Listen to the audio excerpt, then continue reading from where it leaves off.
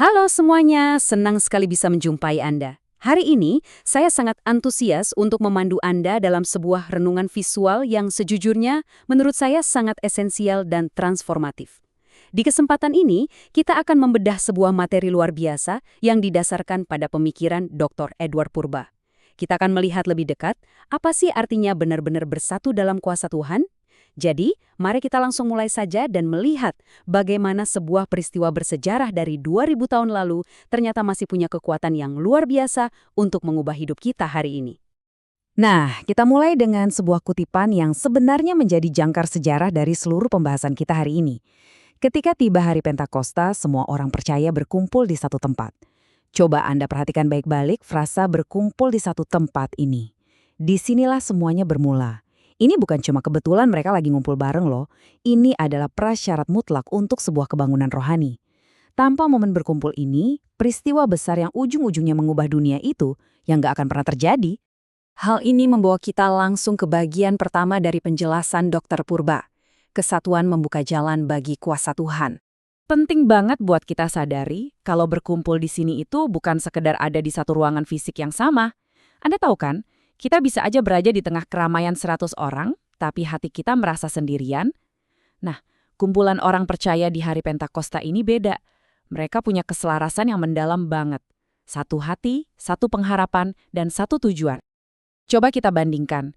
Sebelum Pentakosta, ingat nggak gimana kondisi para murid? Mereka itu kocar-kacir, penuh ketakutan. Petrus aja sampai menyangkal Yesus, Thomas ragu-ragu. Tapi setelah kebangkitan, mereka membuat pilihan sadar untuk membuang ego itu dan kembali bersatu dalam doa.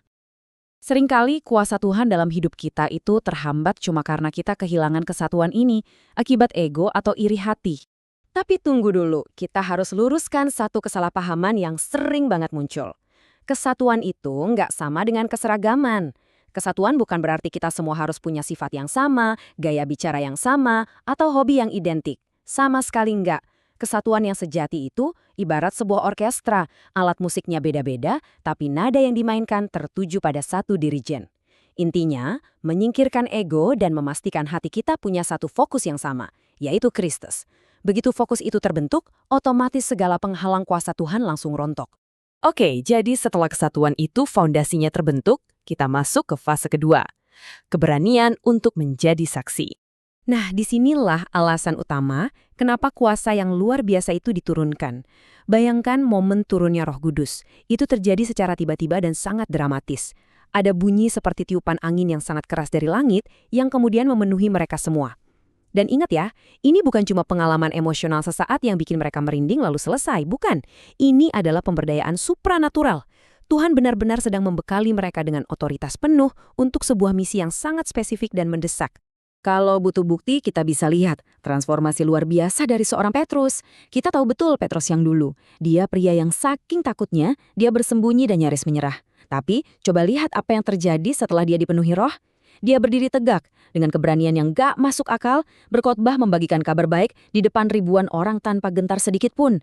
Ini adalah bukti paling nyata bahwa Roh Kudus sanggup mengubah orang yang penakut dan biasa-biasa saja menjadi instrumen Tuhan yang luar biasa dahsyat.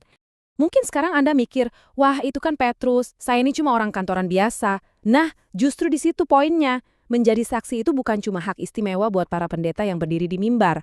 Kuasa itu diberikan supaya Anda dan saya bisa menjadi saksi di kehidupan kita sehari-hari, secara real. Apa bentuknya? Sederhana. Menghadirkan kasih di tengah keluarga, berani menunjukkan kejujuran waktu di kantor, jadi penengah yang bawa damai saat ada konflik, dan konsisten milih untuk hidup benar di tengah dunia yang, jujur saja, makin abu-abu ini. Itulah wujud nyata dari keberanian yang diberikan Roh Kudus buat kita hari ini. Dan ini nyambung banget ke pilar ketiga dari pemaparan Dr. Edward Purba, kasih untuk semua bangsa. Misi Tuhan ini sama sekali nggak pernah didesain untuk jadi klub eksklusif. Pada hari Pentakosta itu, orang-orang dari Partia, Media, Elam, sampai Roma dan Arab, mereka semua mendengar para murid berbicara pakai bahasa ibu mereka masing-masing. Gila kan? Ini adalah mujizat yang secara harfiah menghancurkan semua batasan bahasa, sekat-sekat suku, dan status sosial. Pesannya jelas banget, kasih Tuhan itu tanpa batas. Gak ada satupun orang atau kelompok yang berada di luar jangkauan anugerahnya. Karena fakta itulah, kita harus mendefinisi cara kita memandang gereja. Gereja itu bukan gedung mewah tempat kita ngumpul tiap minggu dan sibuk ngurusin program internal kita sendiri. Sama sekali bukan. Gereja itu dipanggil untuk keluar. Selama masih ada orang yang hatinya hancur dan butuh harapan di luar sana, tugas kita belum kelar. Kita harus berani keluar dari zona nyaman tembok gereja kita. Dari sinilah kita beranjak dari narasi sejarah tadi masuk ke tantangan kita di masa kini. Di bagian keempat, dampak gereja bagi dunia. Coba deh kita perhatikan dunia kita saat ini. Rasanya rapuh banget ya. Penuh perpecahan, gampang banget orang saling benci, persaingannya nggak sehat, dan ego di mana-mana. Nah, di tengah realitas yang semerawut ini, panggilan gereja justru muncul sangat kontras. Saat dunia menawarkan kebencian, kita malah disuruh mengalirkan kasih. Saat dunia sibuk memecah belah, kita yang harus maju mendemonstrasikan kesatuan dan harapan. Bisa dibilang, kita ini dipanggil untuk menjadi penawar bagi dunia yang sedang sakit. Tapi tentu aja dampak sedahsyat itu nggak bisa dipalsukan. Kesatuan dan kasih yang sejati yang bikin orang luar terheran-heran itu cuma bisa lahir kalau kita benar-benar mau merendahkan hati di hadapan Tuhan. Ini sifatnya organik. Ketika kita biarkan Roh Kudus merajut hati kita yang beda-beda karakter ini jadi satu tubuh, barulah dunia akan melihat sesuatu yang ilahi, otentik, dan nggak dibuat-buat. Mari kita tarik kesimpulan dari perjalanan yang udah diuraikan Dr. Purba ini. Kelihatan banget ada pola efek domino yang kuat. Semuanya bermula dari umat yang rela membuang ego, lalu bersatu dalam roh. Kesatuan inilah yang memicu Tuhan mencurahkan keberanian untuk bersaksi. Dan akhirnya, boom, bermuara pada hasil di mana kasih dan Injil secara nyata mengubah dunia. Kalau salah satu dari 3 elemen ini hilang, ya rantainya terputus. Dan untuk Anda yang mungkin saat ini lagi dengerin dan ngerasa, wah berat juga ya, saya ini kecil banget gak pinter ngomong, tolong ingat hal ini baik-baik. Yang Tuhan cari itu bukan kemampuan yang hebat. Dia gak butuh gelar mentereng Anda. Yang dia cari itu sesederhana hati yang mau dipakai. Roh Kudus selalu memperlengkapi mereka yang bersedia. Dia gak cuma manggil mereka yang udah merasa jago. Ketersediaan hati Anda jauh-jauh lebih berharga daripada kapasitas yang Anda punya. Sebagai penutup dari renungan visual kita kali ini, saya mau meninggalkan Anda dengan satu pertanyaan sederhana tapi menantang. Bagaimana Anda akan menjadi saksi Kristus hari ini? Dimanapun Anda berdiri saat ini, entah di kantor, di kampus, atau di rumah, langkah nyata apa yang bakal Anda ambil? Mari kita tenangkan hati sejenak dan berdoa. Bapa, terima kasih untuk kehadiran Roh Kudus-Mu. Ajarlah kami untuk bisa terus hidup dalam kesatuan dan kasih.